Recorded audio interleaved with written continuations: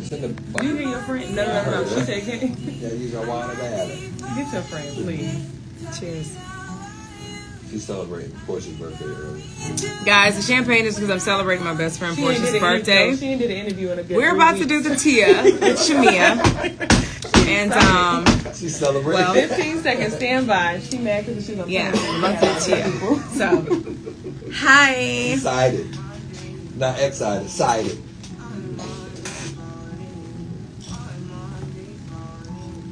I might be falling. Yeah.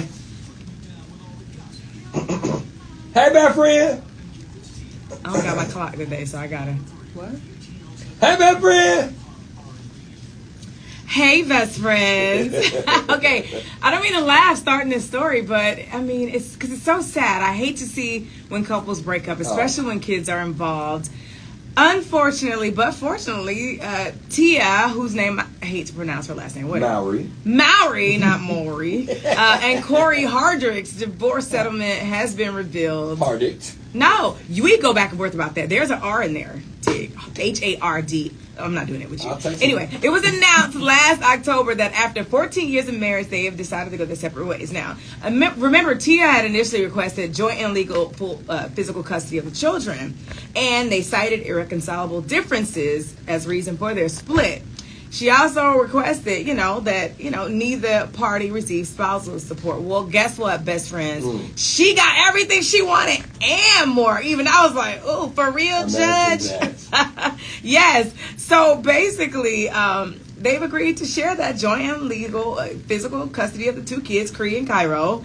In addition, Tia won't have to pay child support or spousal support. She was granted their $4.3 million family home in Studio City, California.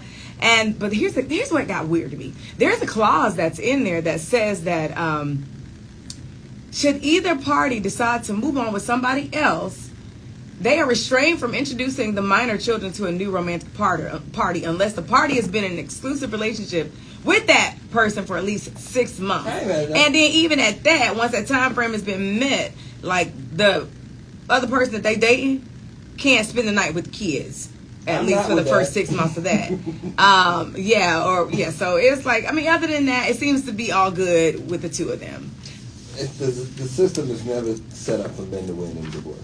Oh, here go Tigger with honestly, the system ain't being set.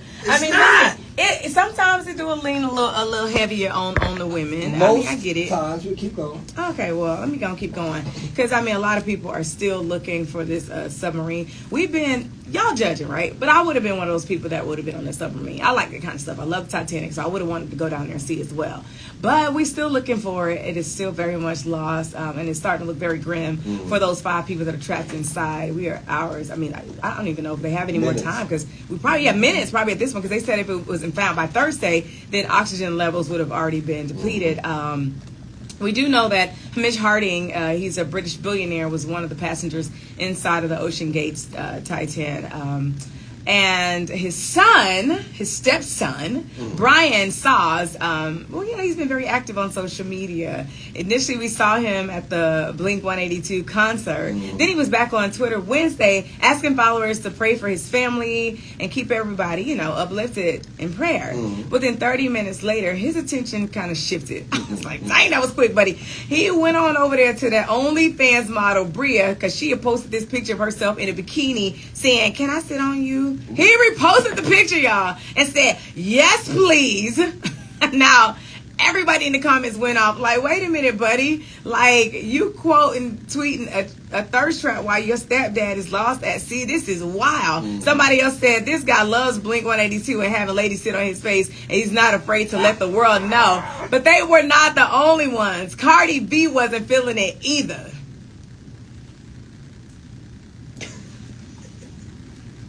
A Blink-182 concert.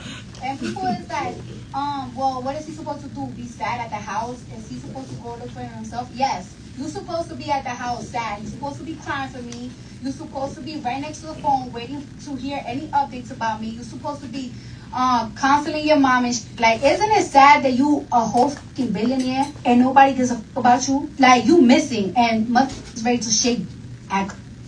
Now I won't lie. Initially, when he posted the first thing at the Blink-182 concert, I was like, you know, people handle and cope with things differently. Mm-hmm. I had a baby in the NICU, and I would be outside here and there just trying to get some sanity. Just you know, I would be asking for prayers on Instagram, and then I would be outside here and there. So I get it. I was like, okay, you know, maybe this is his way of like just keeping his sanity.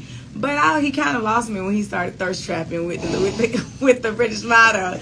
Apparently, Brian saw Cardi B's rant and he went off. He wrote, "What a posh trashy celeb. Cardi B trying to get clout off me and my family suffering. I went to a Blink-182 concert for coping rather than sitting at home and watching the news. Shame on you, Cardi. Get some class."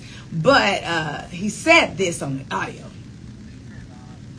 $100 to my name. I can't go out to the ocean. I have a legal situation keeping me here as well. I can't get on a flight. I don't have a passport. I was sitting here yesterday watching the news for 2 days straight. I go to a Blink-182 show because they have a ticket. It wasn't like I was having super fun. It wasn't like I was celebrating, having a great time. I was kind of just listening to some of my all-time favorite songs, kind of like nodding my head and just trying to get off the phone for like maybe like 2 hours or so and come right back into the drama. The submarine is stuck at the damn Titanic. There's nothing I can do for the situation at all. So that... So, here's my take on that situation. Everyone's entitled to grieve how they want to grieve and deal with whatever they have to deal with in their own way. Keep it to yourself. There's no need for you to share. See, Tig, that's where we have a difference of opinion. Because I always feel like people always post only the good on social media. They always post, oh, new car, new bag, new shoes. But that's not real life. That's not reality. We have real things going on in our lives. If you're going to be outside and you're going to be public about your life, why are you keeping, you know, the sad parts to yourself? I'm not saying keep the sad parts. But if you're doing something that feels like flexing to other people, gotcha. No matter what it is, if it's perceived as a flex, that's what it's going to be perceived as. Rather than if you're grieving in a way that's not traditional and it looks like you're flexing in that in that process, then they're going to see that instead of your grieving process. So my answer is do what you want to do as an individual. You just don't need to share all the time. I get it. Well, you know, sometimes he didn't tell nobody. I get it. Yeah, we not even talking about it. That's true. That's true. I didn't know who he was. We had to shoot a shot at the model, and so you know. But anyway, y'all, prayers up for those families. I can't imagine what they must be going through, and that's the Tia with Shamea. It's the Tia with Shamea. I know it's long. Huh? It's long video. She started before she started. Yeah. Good morning, best friends. I haven't even really got my headphones off, and I have my producer in the background talking trash. So yeah, say good morning, Kalia. Good morning. Yeah. Oh, she's talking smack. She's talking trash. I'm like, we haven't even been on the live. I mean, talking. I can continue. Let me know. Yeah, we would rather not hear you talk trash. I want to listen to her. Yes. Hey, message. We got the cutie in the corner. He's trying to get your live cut off, cutting up the music. Hey, we got Leo. What's up, Leo? All right, anyway, happy birthday. I'm going to post a little bit more later on as I continue to celebrate my bestie's birthday. Tell him she was sitting there for a second. Love y'all. Bye.